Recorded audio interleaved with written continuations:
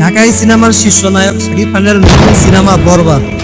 বরবাদ এর শুটিং শুরু হয়েছিল গত 20 অক্টোবর। সিনেমাটির বেশিরভাগ শুটিং মুম্বাইতে হয়। ঈদ উল ফিতরে বাংলাদেশ সহ বিশ্বব্যাপী মুক্তি পাবে সিনেমাটি। শাকিব খান বলেন, সিনেমাটি আমার সব ছবিকে ছাড়িয়ে যাবে।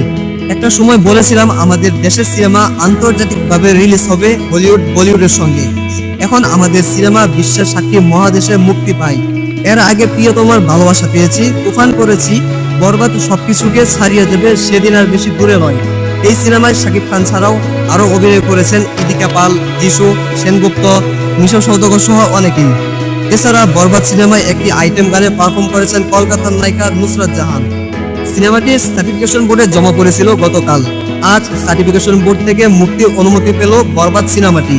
চলচ্চিত্র সার্টিফিকেশন বোর্ডের সদস্য কাজী নৌশোভা বলেন, দুপুরে আমরা বরবাদ সিনেমাটি দেখে সার্টিফিকেশন বোর্ডের সিদ্ধান্ত অনুযায়ী মুক্তির অনুমতি দিয়েছি।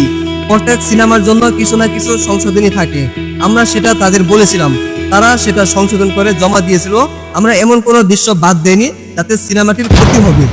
শাকিব খানের বরবাদ ছাড়াও আরো 3টি সিনেমা মুক্তি পাবে এই ঈদে, সেটা কিন্তু আপনারাও জেনে গিয়েছেন।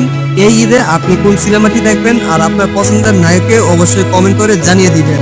আর আমাদের পরিবারের পক্ষ থেকে সবাইকে ঈদ মুবারক। সবাই ভালো থাকবেন। আল্লাহ হাফেজ। দেখা হচ্ছে নতুন কোনো ভিডিওতে।